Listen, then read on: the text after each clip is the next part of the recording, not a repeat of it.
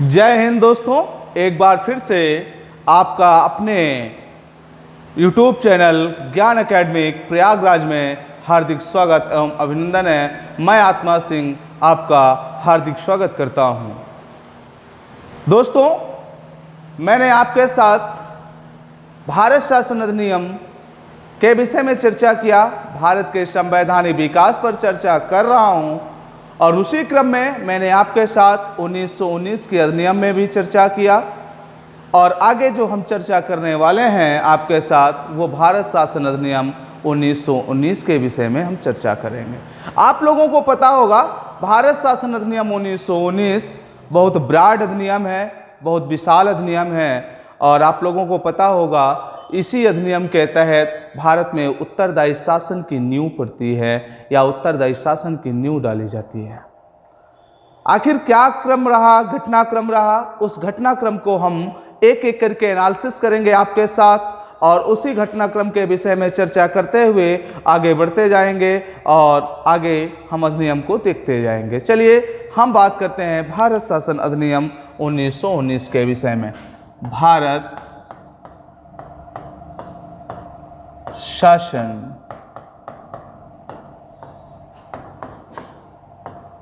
अधिनियम 1919 या इसी को दूसरे नाम से भी हम संबोधित करते हैं। इसका दूसरा नाम जो होता है इसको कहते हैं क्या? इसका दूसरा नाम होता है मॉन्टेग्यू चेम्स फोर्ड सुधार अधिनियम। ठीक है दोस्तों, देखिएगा ये तो इसका नाम है, मॉन्टेग्यू चेम्सफोर्ड सुधार अधिनियम। अच्छा, इसमें क्या सुधार किया गया, इसमें क्या सुधार लाने का प्रयास किया गया तो उसको देखिएगा। दरअसल हम भारतीय जो थे 1919 के अधिनियम के पहले तक 1909 के अधिनियम के पहले तक हमने स्वशासन की मांग किया था। क्या मांग किया था? स्वशासन की मांग किया था। तब तो हमको नहीं मिला। कह सकते हैं कि हमने 1909 के अधिनियम में जो मांगा था स्वशासन, उसको 1909 के अधिनियम में स्वशासन की मांग की गई थी,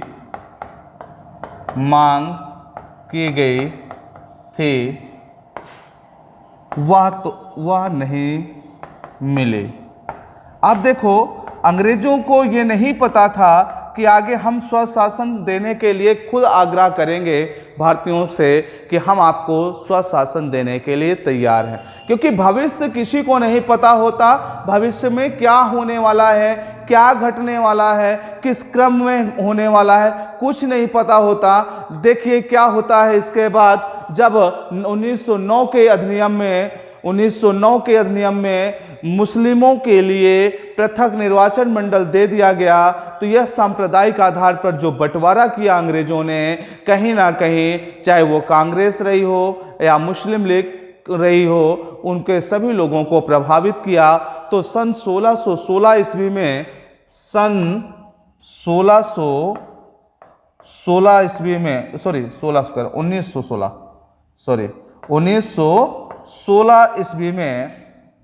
1916 ईस्वी में बाल गंगाधर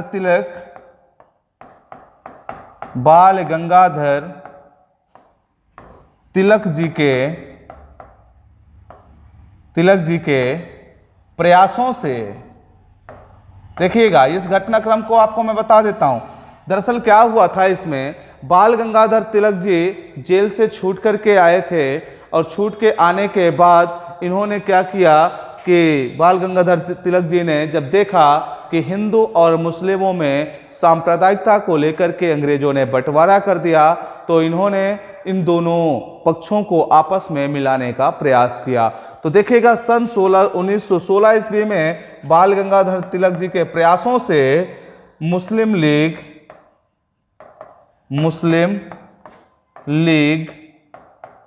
और कांग्रेस के मध्य कांग्रेस के मध्य समझौता हो गया, समझौता हो गया। ठीक है, देखिए मुस्लिम लीग और कांग्रेस के मध्य समझौता हो गया। कब? 1916 में। किसके प्रयासों से? बाल गंगाधर तिलक जी के प्रयासों से। अच्छा, इसके बाद इसको आप थोड़ा सा स्क्रीनशॉट कर लें या लिख लें, जैसे भी आपको उचित लगे। और ध्यान दें कि देखिए जिस क्रम में हम पढ़ा रहे हैं आपको, इसी क्रम में आप अपने नोट्स को भी बनाते जाइएगा। आने वाले भविष्य में आपके लिए यह नोट्स बहुत ही हेल्पफुल होगा। जिन चीज़ों को आप ऑफलाइन में प्राप्त नहीं करते, उन चीज़ों को आप ऑनलाइन प्राप्त कर रहे हैं।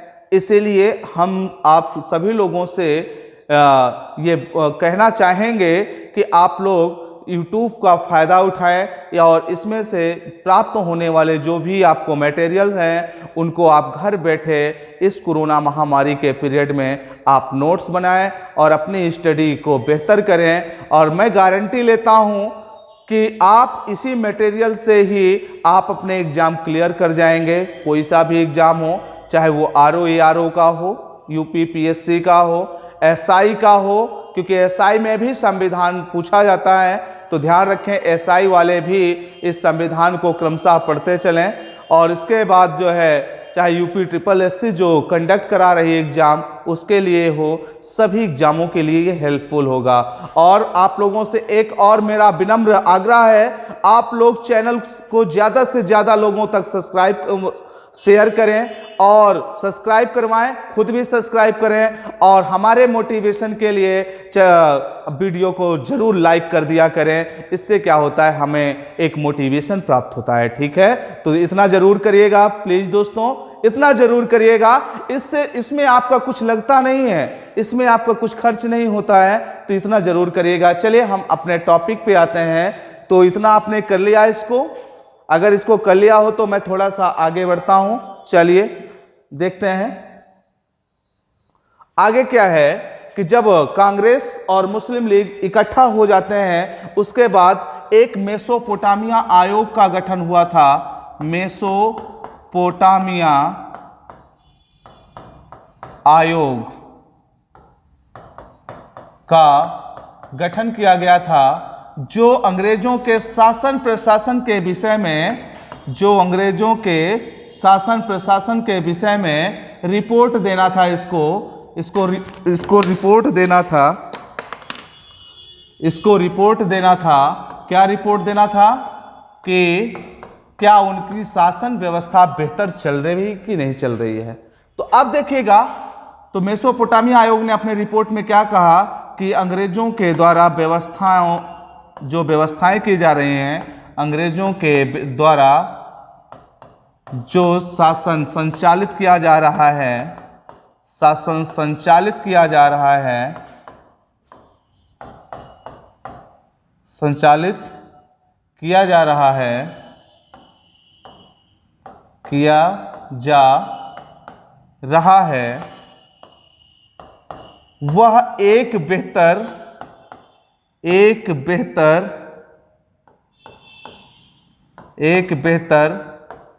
शासन व्यवस्था देने में सक्षम नहीं है, सक्षम नहीं है। ध्यान दीजिएगा इस बात को। मेसोपोटामिया आयोग ने क्या कहा? अंग्रेजों के द्वारा शासन संचालित किया जा रहा है, वह एक बेहतर शासन व्यवस्था देने में सक्षम नहीं है। मतलब अंग्रेज जो थे उनको बताया गया कि वह एक बेहतर शासक के रूप में यहां पर सक्सेसफुल नहीं है। ठीक है, यह मेसोपोटामिया आयोग की रिपोर्ट कहती है। इसके बाद क्या होता है तीसरे क्रम में? आगे देखिए, सेकेंड क्रम हो गया। थर्ड क्रम देखिए, होम रूल लीग की बात करते हैं। होम रूल लीग की बात करते हैं। तो देखिए, होम रूल लीग के क्रम में दो लोग आते हैं। एक तो आते हैं बाल गंगाधर तिलक जी, बाल गंगाधर तिलक जी, और दूसरी आती हैं एनी बेसेंट जी, एनी बेसेंट जी। ठीक है, एनी बेसेंट प्रॉपर जो रहने वाले थे वो कहाँ की थी? आयरलैंड की थी। कहाँ की थी? आयरलैंड की थी। एनी बेसेंट जी ने जो अपना होम रूल लीग शुरू किया था वो सितंबर 1916 में शुरू किया था। ठीक है, और जो बाल गंगाधर तिलक जी ने शुरू किया था वो अप्रैल 1916 में शुरू किया था। ठीक, तो जो बाल गंगाधर तिलक जी के द्वारा शुरू किया गया था, ये इसका जो विस्तार था महाराष्ट्र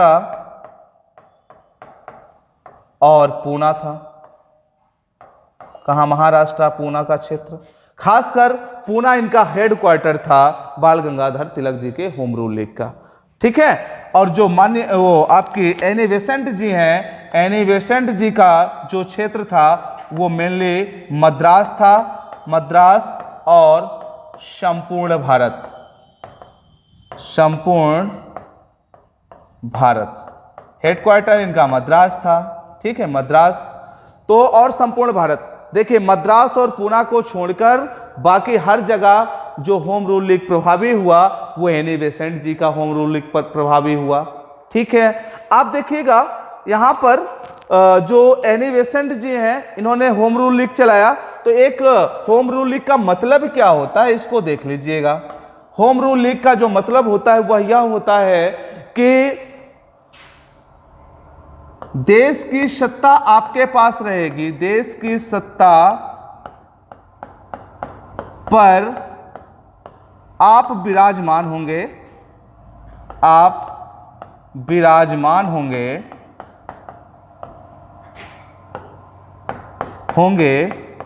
किंतु स्थानीय शासन को, स्थानीय शासन को हमें, स्थानीय शासन को की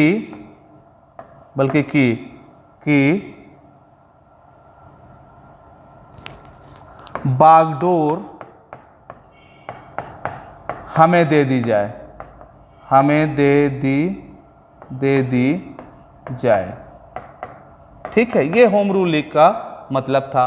देश की सत्ता पर आप विराजमान होंगे, हम उसको नहीं मांग रहे हैं आपसे कि आप देश की सत्ता हमको दे दीजिए, लेकिन ये चाहते हैं कि आपके अंडर में रहते हुए जो स्थानीय स्वशासन है वह आप हमें प्रोवाइड करवा दीजिए। यह होम रूल लीग का मतलब होता है। ठीक है ना, होम रूल का मतलब ये होता है, होम रूल, होम का मतलब होता है घर, रूल मतलब होता है नियम, मतलब जो घर कानून, जो स्थानीय कानून है उसके निर्माण का अधिकार जो है या उस पे अधिकार हमें आप दे दीजिए। केंद्र की सत्ता पे आप रहे आइए, हम उसके लिए नहीं कहते हैं कि केंद्र की सत्ता आप हमको दे दीजिए। ठीक है, समझ में आई चीजें? यहां तक जो भी चीजें आपके सामने मैंने प्रस्तुत किया समझ में आया आप लोगों के? चलिए, अगर आप लोगों के समझ में आ रहा है तो एक बार जरूर लाइक करिएगा इसको, इस वीडियो को, और अपने दोस्तों को शेयर करिए ताकि वो भी बेनिफिट इसका उठा सकें। और इसके बाद अपने दोस्तों से इसको सब्सक्राइब करवाइए, ताकि क्या होता है ना कि जब भी हम कभी नया कोई टॉपिक पे हम वीडियो डालते हैं वह वीडियो का नोटिफिकेशन सर्वप्रथम आपको प्राप्त हो और आप उससे लाभान्वित हो। इसीलिए हम आपसे बार बार कहते हैं आप ज्यादा से ज्यादा लोगों तक इस चीज को शेयर करें। ठीक है, आगे देखते हैं और आगे क्या घटनाक्रम घटता है कि सन 1914 में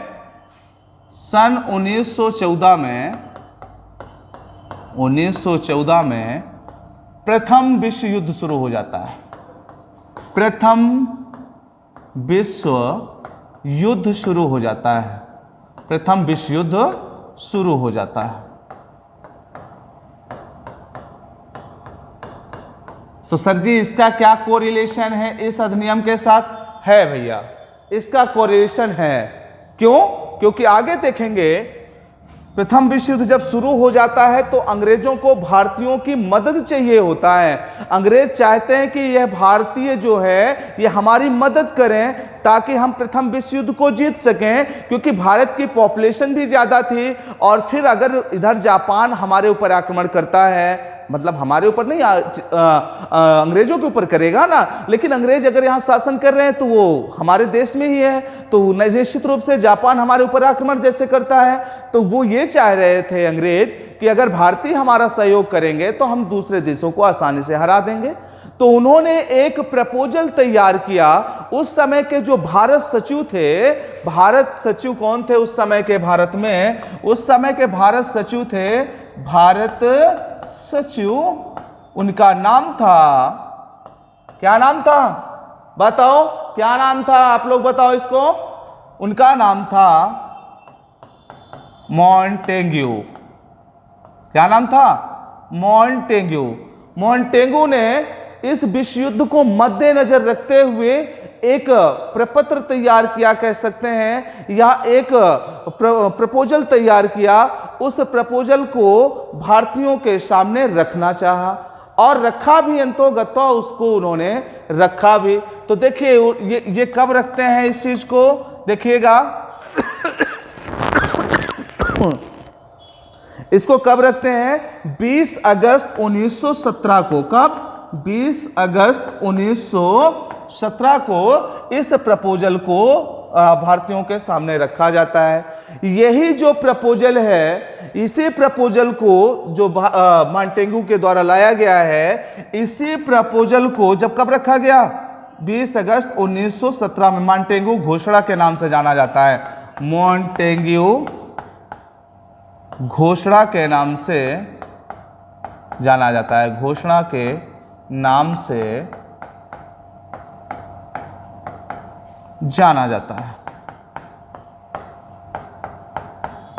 ठीक है, अब ये हो गया मॉन्टेग्यू घोषणा।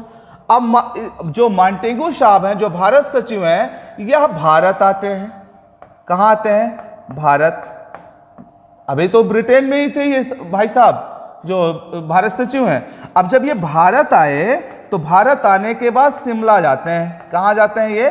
शिमला जाते हैं। क्यों शिमला गए ये? शिमला इसलिए गए कि वहां पे गवर्नर जनरल साहब थे भारत के, जिनका नाम था जेम्स फोर्ड।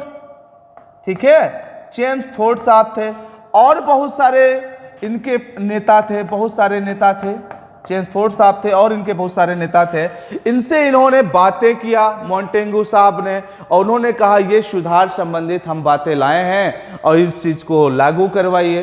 तो अब ये जो 20 अगस्त 1917 को लाया गया, इसको इन्होंने 18 में 1918 में जुलाई 1918 में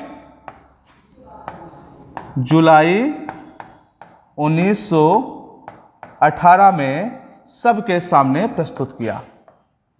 सबके सामने प्रस्तुत किया। आप देखिएगा इनकी चाल, सबके सामने प्रस्तुत किया और प्रस्तुत करने के उपरांत अब ये क्या करेंगे, इसको स्क्रीनशॉट कर लीजिए, इसके बाद मैं आगे चर्चा करता हूं। जरूर इसको याद रखेंगे। एक बार मैं फिर से आपको बता दूं, सन 1914 में प्रथम विश्व युद्ध शुरू हो जाता है, ये सबको लगभग पता होगा, है ना। भारत सचिव उस समय होते हैं मॉन्टेग्यू। अब भारत सचिव को चाहिए भारत से मदद, और जब मदद चाहिए तो भारतीयों के लिए कुछ तो उनके हित में बोलना पड़ेगा। और उसी को 20 अगस्त 1917 को मॉन्टेग्यू घोषणा के नाम से एक इन्होंने घोषणा पत्र रिलीज किया, और उस घोषणा पत्र को जुलाई 1918 में सबके सामने प्रस्तुत किया इन्होंने। और भारत में आके शिमला में जेम्स फोर्ड और जो विभिन्न महत्वपूर्ण नेता थे उनसे इन्होंने मुलाकात भी किया। और उसके बाद जब इसे प्रस्तुत किया तो उसमें क्या प्रस्तुत किया गया, देखिएगा आगे।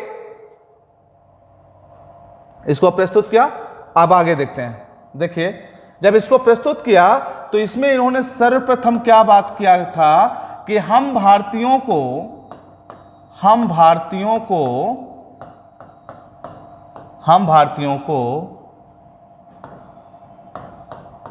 डोमिनियन स्टेट प्रोवाइड करवाएंगे, प्रदान करेंगे। करेंगे। देखिए लालच में है ये सब हो रहा है, ठीक है ना, लालच में है ये सब चल रहा है। हम भारतीयों को डोमिनियन स्टेट प्रदान करेंगे। अब ये बताओ, जब हम आपसे रिक्वेस्ट कर रहे थे, मांग रहे थे, तब तो आपने हमको नहीं दिया। आज ऐसी क्या परिस्थितियां आ गई कि आप हमको इसको देने को तैयार हो गए। कॉन्सेप्ट है, क्लियर रखिए, एकदम क्लियर रखिएगा। ये कॉन्सेप्ट है कि आखिर जब हमने मांगा आपसे इसी चीज को तो आपने नकार दिया। और आज क्या कंडीशंस आ गई, क्या परिस्थितियां आ गई, ऐसी कौन सी परिस्थिति है जो आपके अनुकूल नहीं है, आज आपके प्रतिकूल चली गई है कि आज आप भारतीयों को अपने तरफ से प्रपोजल दे रहे हैं कि हम भारतीयों को डोमिनियन स्टेटस दे देंगे। बताइएगा, हम भारतीयों को डोमिनियन स्टेटस दे देंगे। और क्या हुआ इसी अधिनियम के तहत, अच्छा हम भारतीयों को डोमिनियन स्टेटस दे देंगे, तो जो ये घोषणा आई थी जुलाई 1918 में, जो सबके सामने पब्लिश किया गया, इसी को भारत शासन अधिनियम 1919 के रूप में पारित किया गया।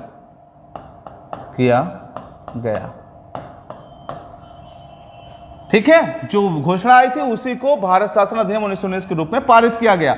और आगे क्या व्यवस्था दी गई उसको आप देखिएगा। जो ये भारत शासन अधिनियम पारित हुआ, इसी अधिनियम के तहत जो ये अधिनियम आप देख रहे हैं ना, इसी अधिनियम के तहत भारत में उत्तरदायी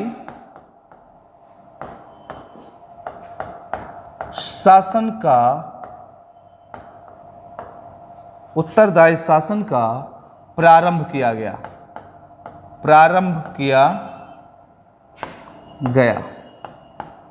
ठीक है, प्रारंभ किया गया। आप देखिएगा, और इस अधिनियम में क्या बात कही गई, ध्यान दें। और इस अधिनियम में बात कही गई कि जो भारत सचिव है जिसका वेतन भारतीय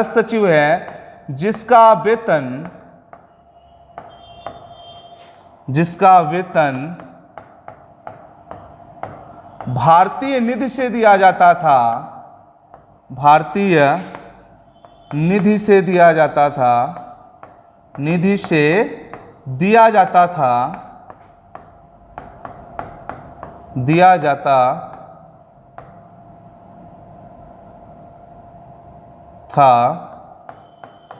अब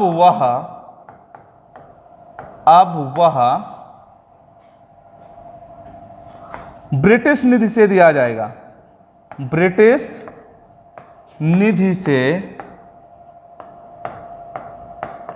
दिया जाएगा।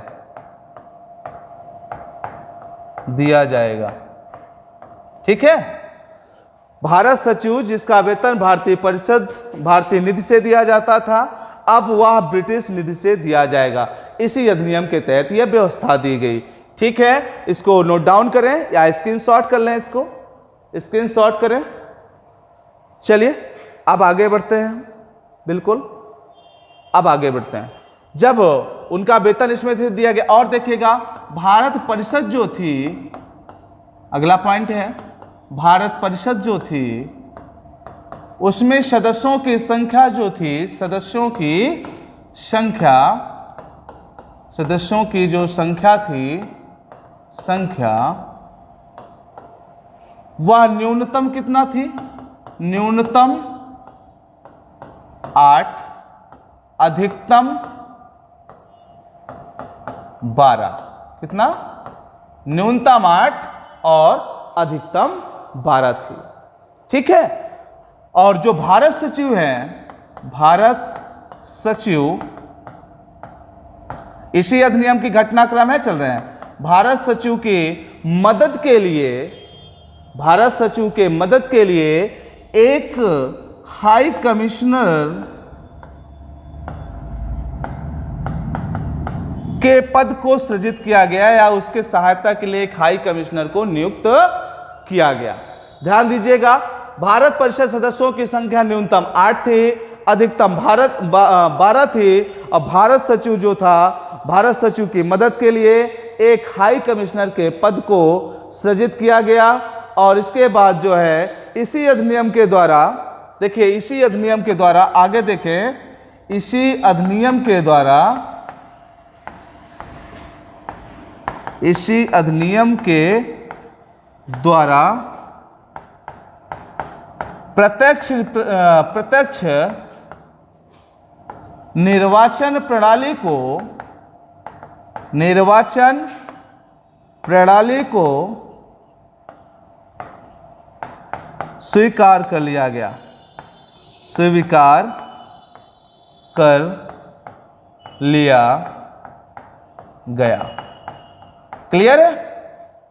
इसी अधिनियम के द्वारा प्रत्यक्ष निर्वाचन प्रणाली को स्वीकार कर लिया गया। इसके पहले प्रत्यक्ष निर्वाचन नहीं था। और देखिएगा और क्या है, इसी अधिनियम के तहत महिलाओं को, इसी अधिनियम के तहत महिलाओं को पुनः मतदान का अधिकार दे दिया गया, अधिकार दे दिया गया। ठीक है ना? देखिए, ये महिलाओं को पुनः मतदान का अधिकार दे दिया गया था। ध्यान दें, जो ये मतदान है 1919 के अधिनियम में, 1909 के अधिनियम में बैन कर दिया गया था, प्रतिबंधित कर दिया गया था, प्रतिबंधित कर दिया गया था। कब? 1919 के अधिनियम में।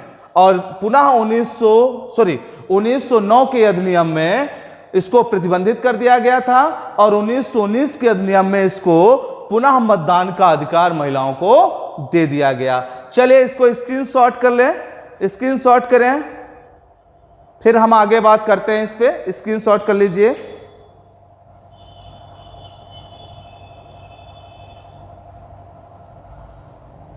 ठीक है, आगे बढ़ते हैं। देखिएगा, मोस्ट इंपॉर्टेंट पॉइंट है ये वाला, सांप्रदायिक आधार पर सिखों को भी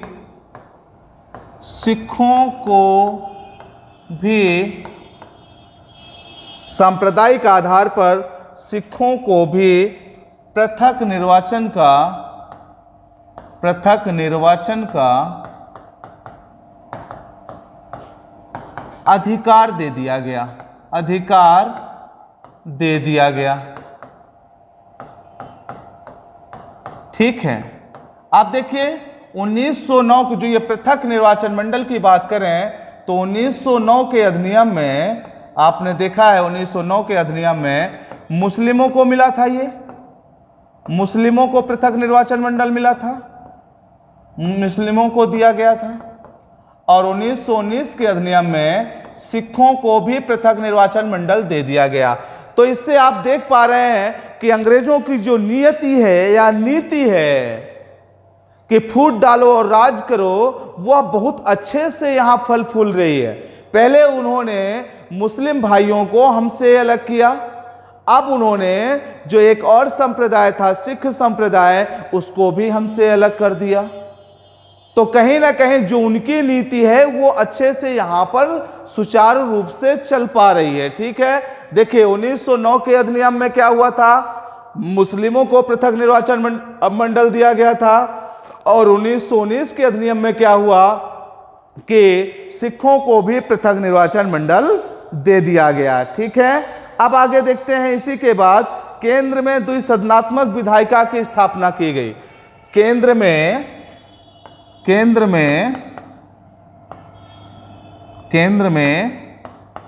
द्विसदनात्मक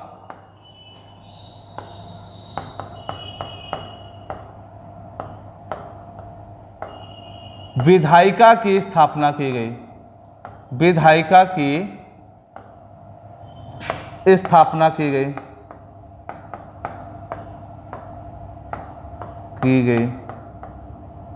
द्विसदनात्मक विधायिका की स्थापना कहां पे की गई? केंद्र में की गई। ठीक है, अब देखिएगा द्विसदनात्मक विधायिका क्या है, इसको मैं आगे बताता हूं। द्विसदनात्मक विधायिका कैसे ये हुआ, इसको आप स्क्रीनशॉट करें, आगे मैं बढ़ता हूं फिर इसके बाद देखिएगा। चलिए, हो गया ना, चलो आगे बढ़ते हैं। अब आगे क्या हुआ? द्विसदनात्मक विधायिका, द्विसदनात्मक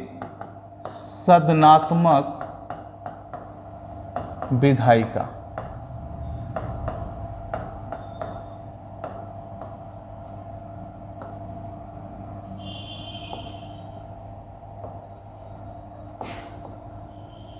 एक तो था राज्य परिषद,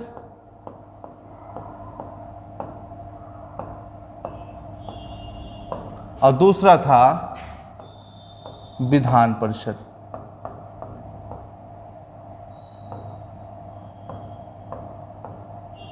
ठीक है, विधान परिषद के या विधानसभा कहिए इसको। ठीक है, अब देखिएगा, चलो विधानसभा ही कर देते हैं।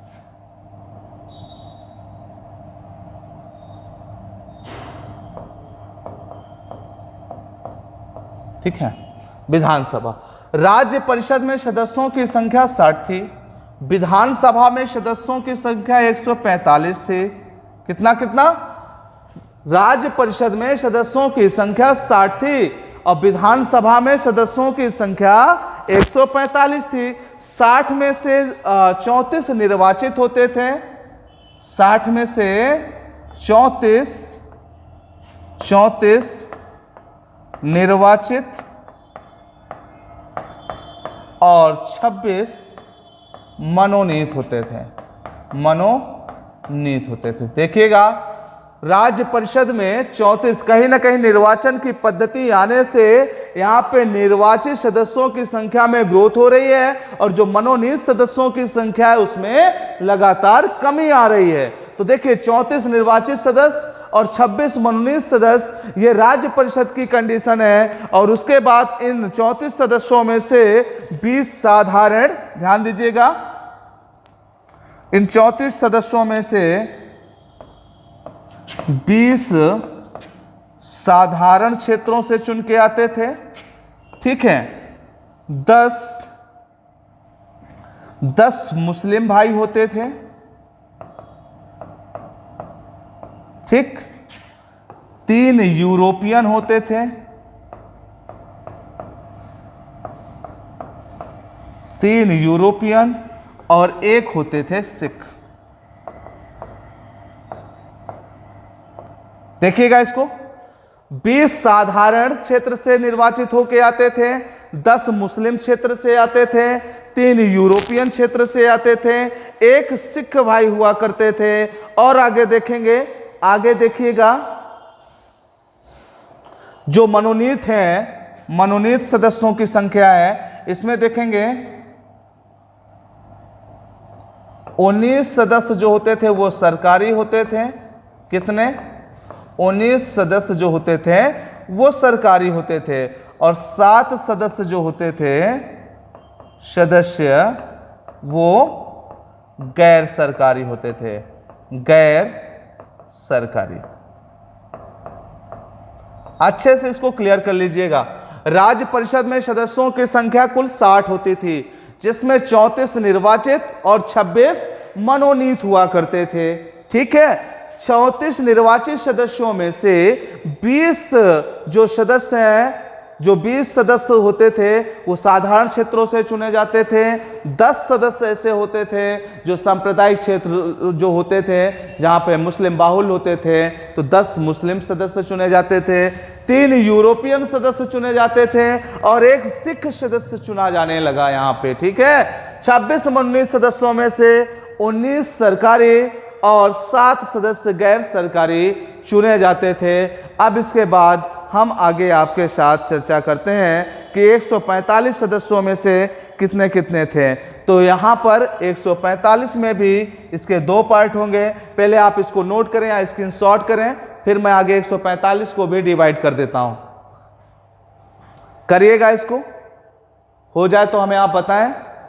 हो गया, चलिए हो गया ना, चलिए ठीक। अब देखिएगा, थोड़ा सा इसको मुझे हटाना पड़ेगा, है ना, थोड़ा सा इसको मुझे हटाना पड़ेगा। अब देखो, जो ये 145 मेंबर हैं, 145 मेंबर में से 41 मेंबर जो होते थे वो मनोनीत होते थे। कैसे होते थे ये? मनोनीत होते थे, ठीक है। और इन्हीं में से जो 104 मेंबर होते थे, 104 सदस्य, ये कैसे होते थे? ये निर्वाचित होते थे, निर्वाचन से आते थे, निर्वाचक या निर्वाचित होते थे। अब इन 104 सदस्यों में से देखिएगा 52 जो मेंबर हैं, 52 सदस्य जो हैं, वो तो साधारण क्षेत्रों से आते थे। कहां से आते थे? साधारण क्षेत्रों से चुन के आते थे। और जो 32 सदस्य हैं, 32 सदस्य, ये कहां से आते थे? ये आते थे सांप्रदायिक क्षेत्रों से, सांप्रदायिक क्षेत्रों से, ठीक है। जिनमें से 30 मुस्लिम और 2 सिख हुआ करते थे। 30 मुस्लिम और 2 सिख हुआ करते थे। देखिएगा, दिख रहा है ना, 41 सदस्य मनोनीत होते थे, 104 सदस्य निर्वाचित, जिनमें से 104 सदस्यों में से 52 सदस्य साधारण क्षेत्र से, 32 सदस्य सांप्रदायिक क्षेत्रों से, और उस 32 सदस्यों में से जो सांप्रदायिक क्षेत्र से आते थे 30 मुस्लिम होते थे और 2 सिख हुआ करते थे। और देखिए 20 विशेष सदस्य हुआ करते थे। कितने सदस्य? 20 जो हैं विशेष सदस्य हुआ करते थे, विशेष।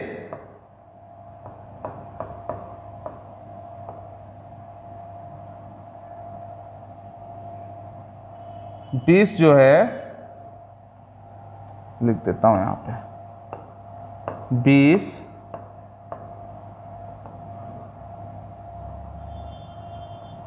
विशेष सदस्य हुआ करते थे। 20 में से जो होता था वो होते थे 9 यूरोपियन। कितने यूरोपियन होते थे? 9। और 9 यूरोपियन के बाद 7 जमींदार। कितने जमींदार? 7 जमींदार। और जो 4 सदस्य हुआ करते थे, 4 सदस्य वाणिज्यिक मंडल से।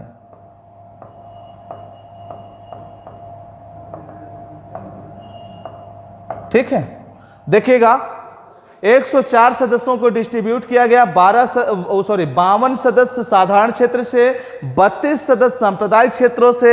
इस 32 सदस्यों में से 30 मुस्लिम और 2 सिख हुआ करते थे। बाकी जो 20 विशेष सदस्य हैं उनमें से 9 यूरोपियन, 7 जमींदार, 4 वाणिज्यिक मंडल से आया करते थे। ठीक है, इसको स्क्रीनशॉट करें। फिर 41 मनोनीत सदस्यों को मैं डिस्ट्रीब्यूट करता हूं कि कहां पर कितने कैसे होते थे। स्क्रीनशॉट कर लीजिए, चाहे नोट डाउन करें, इसको आप करिएगा। इसमें है, इसमें देखिएगा 27 सदस्य जो होते थे ये होते थे सरकारी। कैसे होते थे? सरकारी मनोनीत में। और 14 सदस्य जो होते थे, कितने सदस्य? 14 सदस्य जो होते थे ये होते थे गैर सरकारी। क्लियर है? क्लियर है कि नहीं? बताइए, क्लियर है ना? पूरा कॉन्सेप्ट एकदम क्लियर है भाई। 145 मेंबर, 145 मेंबर्स में से 104 सदस्य निर्वाचित, 41 मनोनीत। 104 जो निर्वाचित सदस्य हैं उनमें से 52 जो सदस्य हैं वो साधारण क्षेत्रों से, 32 मेंबर सांप्रदायिक क्षेत्रों से, वो भी उनमें से 30 मेंबर मुस्लिम और 2 सिख हुआ करते थे। 20 मेंबर विशेष क्षेत्रों से आते थे, जिनमें से आपके 9 यूरोपियन होते थे, 7 जमींदार हुआ करते थे, 4 वाणिज्यिक मंडल के मेंबर हुआ करते थे। वाणिज्यिक मंडल मीन्स जो आपकी प्रेसिडेंसियां थी, जैसे मद्रास है, मुंबई है और बंगाल है, इन क्षेत्रों के सदस्य हुआ करते थे। नेक्स्ट है 41 मनोनीत सदस्य। 41 मनोनीत सदस्यों में से 27 सदस्य जो होते थे वो सरकारी होते थे और 14 सदस्य जो है वो गैर सरकारी हुआ करते थे। इसी तरह से मैंने इसमें 60 में आपको बताया 34 निर्वाचित सदस्य होते थे राज्य परिषद में। राज्य परिषद में कितने होते थे? 60 टोटल, जिनमें से 34 निर्वाचित होते थे और 26 जो होते थे वो मनोनीत होते थे। 20 साधारण क्षेत्रों से आते थे, 10 मुस्लिम भाई होते थे, 3 यूरोपियन होते थे, 1 सिख सदस्य होते थे जो निर्वाचित हुआ करते थे। 26 में से 19 सदस्य जो होते थे वो सरकारी होते थे और 7 सदस्य जो होते थे वो गैर सरकारी होते थे। ये टोटल जो केंद्रीय विधायिका है, या कह सकते द्विसदनात्मक केंद्रीय विधायिका है, ये केंद्र की बात हम कर रहे हैं, सेंट्रल की बात कर रहे हैं। इसका इस तरह से डिस्ट्रीब्यूशन हुआ और कह सकते हैं यही आगे चल करके लोकसभा और राज्यसभा में परिणित हो जाएगा। तो यहीं से इसका नींव पड़ गया। इसीलिए कहा गया कि 1919 का जो अधिनियम है, यहीं से उत्तरदायी शासन की व्यवस्था प्रारंभ हो जाती है। ठीक है, इसका आप स्क्रीनशॉट करें, इसके बाद मैं इसमें आगे बढ़ता हूं आपके साथ।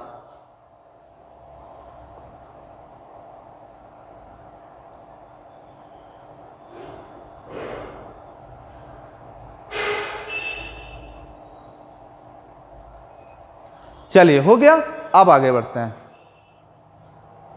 इसी अधिनियम की देन है, इसी 1919 के अधिनियम की ही देन है, जिसमें प्रांतों पर द्वैत शासन की स्थापना की गई। कहां पर?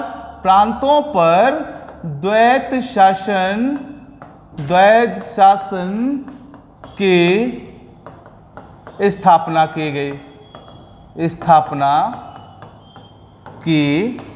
गई।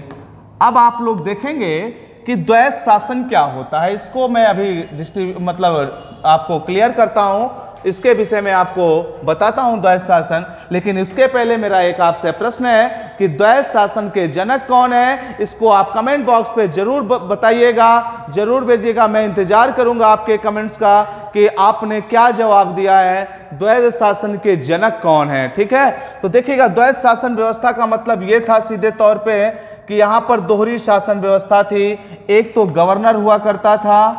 कौन होता था? गवर्नर। दरअसल प्रांतों में भी आंशिक रूप से उत्तरदायी शासन की व्यवस्था की गई इस अधिनियम के तहत। तो एक गवर्नर होता था और एक होता था आपके भारतीय मंत्री। कौन होते थे? भारतीय मंत्री हुआ करते थे। तो यहां पर 2 तरह के सब्जेक्ट हुआ करते थे, 2 तरह के विषय हुआ करते थे। एक तो विषय होता था आपका संरक्षित विषय, एक होता था हस्तांतरित विषय। देखिए, संरक्षित विषय तो होता था गवर्नर जनरल के हाथ में। जो ये गवर्नर आप देख पा रहे हैं, जैसे आज वर्तमान में आप देखिए प्रत्येक राज्य में राष्ट्रपति महोदय के द्वारा एक राज्यपाल के पद की व्यवस्था की गई है। तो अब जब प्रत्येक राज्य में एक राज्यपाल को कौन नियुक्त करता है? राष्ट्रपति करते हैं। उसी तरह से जो सेंट्रल में बैठा गवर्नर जनरल एंड वायसराय है, उसको यह अधिकार था कि प्रांतों में वो गवर्नर को नियुक्त कर सकता था या लेफ्टिनेंट गवर्नर को वो नियुक्त कर सकता था। उन्हीं चीजों को आज थोड़ा मॉडिफाई करके हम राष्ट्रपति और राज्यपाल के नाम से चीजों को जानते हैं। अगर हम इंग्लिश वर्जन में देखते हैं तो राज्यपाल का मतलब भी आज भी उसे गवर्नर के नाम से ही जाना जाता है। ठीक है, तो देखिएगा 2 तरह हो गए, गवर्नर जनरल और भारतीय मंत्री। तो जब गवर्नर जनरल की बात आई तो गवर्नर जनरल ने क्या किया कि जैसे पुलिस डिपार्ट है, पुलिस है ना, वित्त या राजस्व, इस तरह के महत्वपूर्ण पदों को या महत्वपूर्ण मंत्रालयों को अपने पास रखा। भारतीयों को क्या क्या दे दिया? भारतीयों को दे दिया स्वास्थ्य, शिक्षा, अदरवाइज जो भी डेवलपमेंट से संबंधित व्यवस्थाएं थी उन सभी व्यवस्थाओं को भारतीय मंत्रियों को सौंप दिया गया। आप बताइए, जो भारतीय मंत्री थे, ये जो भारतीय मंत्री थे, यह विधान सभा के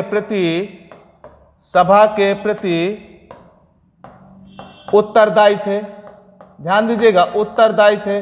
और जो गवर्नर हुआ करता था, जो गवर्नर जनरल हुआ करता था, वो किसके प्रति? भारत सचिव के माध्यम से ब्रिटिश संसद, भारत सचिव के माध्यम से ब्रिटिश संसद या ब्रिटिश क्राउन के प्रति, ब्रिटिश क्राउन के प्रति उत्तरदायी हुआ करता था। मतलब उसकी रिस्पॉन्सिबिलिटी किसके प्रति थी? ब्रिटिश संसद या ब्रिटिश क्राउन के प्रति उसकी रिस्पॉन्सिबिलिटियां थी। लेकिन भारतीय मंत्री जो थे, विधानसभा के प्रति नहीं उत्तरदायी बनाया गया था। और देखिएगा, और आगे क्या व्यवस्था आई। एक पॉइंट और काफी महत्वपूर्ण है, जैसे बजट की हम बात करें, बजट पर केवल और केवल विधानसभा को अधिकार था कि वो बजट पर अपना मत दे या बजट पर अपना मतलब बजट को बनाए।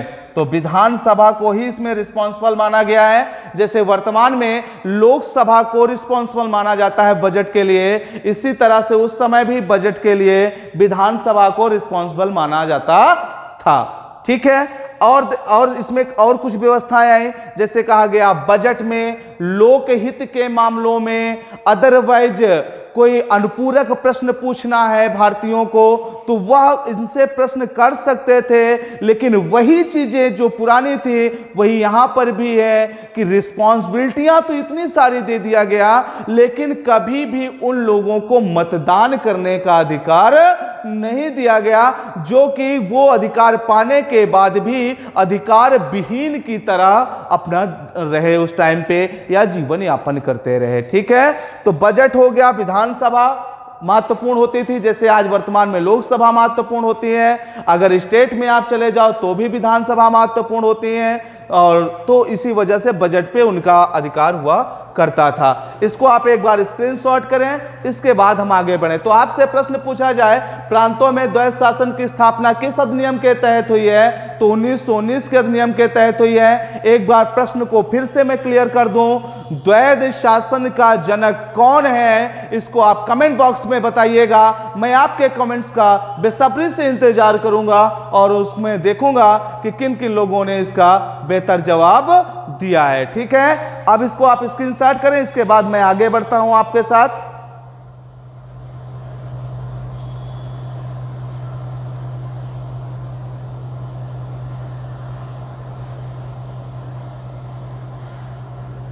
हो गया? चलिए आगे बढ़ते हैं। इसी अधिनियम की एक देन और है, इसी अधिनियम के तहत, इसी अधिनियम के तहत भारत में एक लोक सेवा आयोग का गठन किया गया। एक लोक सेवा आयोग का गठन किया गया। आयोग का गठन किया गया। गठन किया गया। ठीक है। एक लोक सेवा आयोग का गठन किया गया। और इसमें इसी अधिनियम में एक और बात सामने निकल के आई कि जो भारत सचिव था, भारत सचिव, उसको भारत में एक महालेखा परीक्षक, महालेखा परीक्षक के पद को सृजित करने का अधिकार दे दिया गया।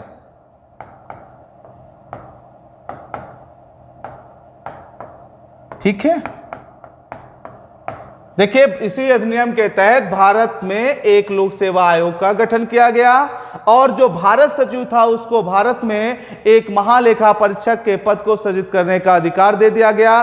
चलिए, एक यहां पर और क्वेश्चन है, वर्तमान भारतीय संविधान में ध्यान से सुनेंगे मेरे प्रश्न को और कमेंट्स में जरूर जवाब दीजिएगा। आप लोग, इंतजार करूंगा आपके कमेंट्स का मैं। भारत में महालेखा परीक्षक के पद को जो सृजित किया गया, तो बताइएगा भारतीय संविधान में किस अनुच्छेद के तहत महालेखा परीक्षक के पद को सृजित किया गया या महालेखा परीक्षक के पद को रखा गया है? किस अनुच्छेद के तहत? ध्यान रखिएगा, किस अनुच्छेद के तहत महालेखा परीक्षक के पद का वर्णन है या रखा गया है? एक तो यह क्वेश्चन हो गया। एक क्वेश्चन मैंने आपसे किया था, जो द्वैध शासन है उसका जनक कौन है? तो इसको आप स्क्रीनशॉट कर लीजिए या इसको नोट डाउन कर लीजिए और इसके बाद यह जो अधिनियम है 1919 का अधिनियम यहीं से समाप्त होता है और ये काफी बड़ा अधिनियम था और इस अधिनियम में दी गई व्यवस्थाएं काफी इंपॉर्टेंट थी और ये आपसे एग्जामों में बहुत बार पूछा जाता है। तो आप लोग इसको केयरफुली अच्छे से पढ़ें और इसको रीड करें और इसको नोट भी करते रहें या इसका स्क्रीनशॉट लेकर बाद में नोट करें, लेकिन नोट्स जरूर बनाएं और अपने दोस्तों तक इस वीडियो को शेयर करें ताकि आपके दोस्त भी इससे लाभान्वित हो सकें और उनको भी इसका बेनिफिट मिल सके। अगर यह मेरा वीडियो आपको पसंद आया हो तो आप इस चैनल को शेयर और सब्सक्राइब करें और मेरे वीडियो को लाइक करें। बेल आइकन दबाना ना भूलें, क्योंकि जब आप बेल आइकन दबाते हैं तो हमारे द्वारा जो भी लेटेस्ट वीडियो डाली जाती हैं वह आपको तुरंत उसका नोटिफिकेशन प्राप्त हो जाता है। ठीक है, मेहनत करते रहिए, अच्छे से पढ़ाई करते रहिए और आपके साथ मैं भी मेहनत करता रहूंगा बराबर। मेरी पूरी टीम आपके साथ लगी है, मेहनत कर रही है। तो आप मेहनत करेंगे तो हमें भी अच्छा लगेगा, हम भी मेहनत करेंगे तो निश्चित रूप से सफलता आपके कदम चूमेगी। एक चीज याद रखें, जो मेहनत करेगा, जो मेहनत करता है वही फल पाता है, जो आलसी होता है वो फल से बड़ा दूर चला जाता है।